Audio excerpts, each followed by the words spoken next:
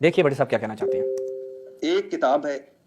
ایک موضوع ہے اور دو رائے۔ سنیے گا، مشہور مورخ ابو عمرو بن محمد بن عمر بن عبدالعزیز کشی، وہی رجال کشی میں ہے۔ مشہور شیعہ راوی زرارہ بن آیون جو حضرت باقر، حضرت جعفر صادق اور حضرت امام موسیٰ کاظم کے اصحاب میں شامل تھا۔ امام جعفر صادق فرماتے ہیں، اے زرارہ تیرا نام جنتیوں میں لکھا ہوا ہے۔ پھر فرماتے ہیں اگر زرارہ نہ ہوتا تو امام باقر کی حدیث کا نام و نشان تک مٹ جاتا۔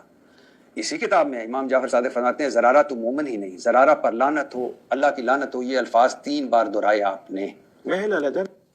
جی یہ سوال کیا ہے بھٹی صاحب نے۔ ہم اب دیکھتے ہیں کہ جو جناب زرارہ کے حوالے سے یہ بیان کیا گیا ہے اس میں کتنی حقیقت ہے۔ سب سے پہلے ملاحظہ کیجئے،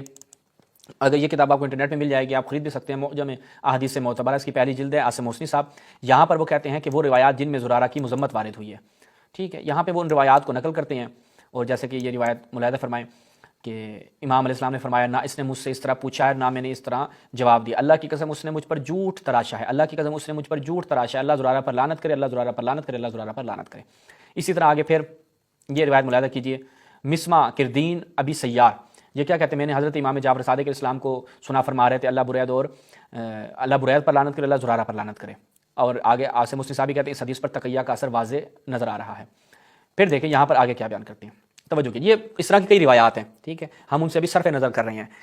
اب یہ ہو گئی جناب زرارہ کی مذمت کی روایات۔ واضح رہے کہ زرارہ کی مذمت پر دلالت کرنے والی روایات جس مشکلہ پر دلالت کر رہی ہیں، ممکن ہے ایک بعید حد تک اس کے متعلق ہم اس روایت سیاح کے ذریعے مطمئن ہو سکیں جو ان روایات دامہ کی معالج بن رہی ہے، اور جس کے ذریعے زرارہ کے عدم انحراف بلکہ اس کی وثاقت جس میں علماء رجال میں سے کسی نے بھی مناقشہ نہیں کیا کا دفاع کیا جا سکے، روایت ہی۔ اب وہ روایت ذرا توجہ کیجیے گا کہ جس میں ان روایات کی وضاحت بیان کی گئی ہے۔ یہ جو کہا جا رہا ہے کہ جناب زرارہ کے اوپر لعن کی گئی ہے، جناب زرارہ کی فلاں روایات میں مذمت کی گئی، خود امام معصوم کی زبانی ہم آپ کے سامنے رکھتے ہیں کہ جناب زرارہ کے حوالے سے ان روایات کی توجیہ کیا بیان کی ہے، توجہ کریں۔ عبداللہ بن زرارہ کہتے ہیں، حضرت امام جعفر صادق علیہ السلام نے مجھ سے فرمایا، آگے سفیر اپنے والد کو میرا سلام پہنچانا اور کہنا کہ میں بعض اوقات تمہاری عیب گوئی کرتا ہوں، ٹھیک ہے جی، یہ دراصل میری طرف سے تمہارا دفاع ہے، یعنی یہ عیب گوئی کرنا یا عیب جوئی کرنا یہ اصل میں کیا ہے، میری طرف سے تمہارا دفاع ہے، کیونکہ مخالف لوگ اور دشمن ہر اس شخص کی طرف سے، یعنی کون دشمنی کی غرض سے بڑھتے ہیں جس کو ہم اپنا مقرب بناتے ہیں اور جس کے مقام مرتبہ کی ہم تعریف کرتے ہیں، تاکہ وہ اس شخص کو اذیت پہنچائیں جس سے ہم محبت رکھتے ہیں، اور ہماری قربت کا شرف بخشتے ہیں، اور ہماری اس کے ساتھ محبت اور اس کی ہمارے ساتھ نزدیکی و قرب کی وجہ سے اپنی عداوت کے تیروں کا نشانہ بناتے ہیں اور اسے اذیت پہنچانے اور قتل کرنے کی تدبیریں سوچتے ہیں۔ اس کے برعکس جس کی ہم عیب گوئی کرتے ہیں یہ لوگ اس کی تعریف کرتے ہیں، اسی وجہ سے میں تمہاری عیب گوئی کرتا ہوں۔ میں جس کی یعنی امام جعفر صادق جس کی عیب گوئی کریں گے یہ لوگ اس کی تعریف کریں گے، کیونکہ تم ایک ایسے شخص ہو جس کی ہمارا شیعہ ہونے اور ہماری طرف میلان رکھنے کی شہرت ہو گئی ہے، اور لوگوں کی نظر میں یہ بات تمہارے مذموم ہونے کا سبب ہے، اور تمہاری ہمارے ساتھ محبت اور ہماری طرف میلان کی وجہ سے تو غیر مؤثر ہو کر رہ گیا، لہٰذا میں نے چاہا کہ تمہاری عیب گوئی کروں تاکہ وہ لوگ تمہارے عیب اور نقص کے سبب تمہارے دینی نظریے کی تعریف کریں، اور ہماری یہ تدبیر تم سے ان کا شر دور کرنے کا سبب ہوگی۔ یہ امام کی تعبیر ہے، یہ امام ہوتا ہے کہ جو لوگوں کی جان و مال کی اس انداز سے محافظت کرتا ہے۔ پھر امام کیا فرماتے ہیں، دیکھیے اللہ سبحانہ حضرت خضر کے قول کی حکایت کرتے ہوئے فرمایا، وہ کشتی چند غریب لوگوں، یہ سورہ کہف کی آیت نمبر 79، وہ کشتی چند غریب لوگوں کی تھی جو سمندر میں محنت کرتے تھے، میں نے چاہا کہ اسے عیب دار بنا دوں، وہ واقعہ کہ اس کشتی میں سوراخ کر دیا جاتا ہے،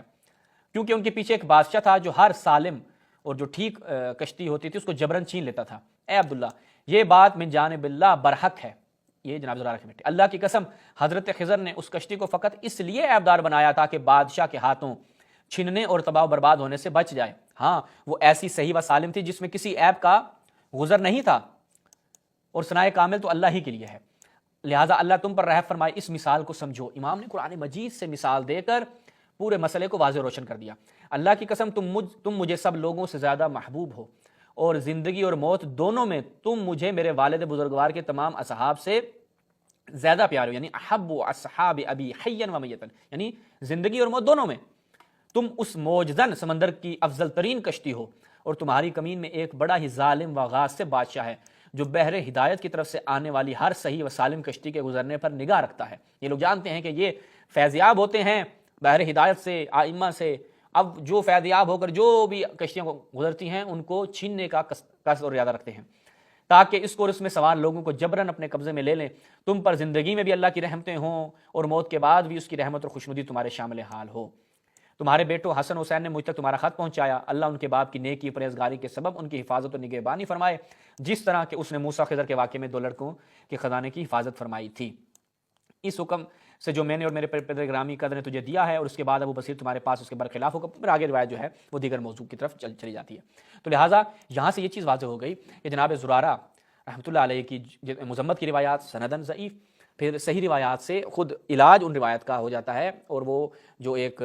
شبہ اور ایک اعتراض جو ہے وہ اٹھایا گیا، ان کا جواب خود امام کی جانب سے آ گیا. جب خود امام کی جانب سے اس کا جواب آ گیا تو کسی کیل و کال کی گنجائش نہیں رہتی.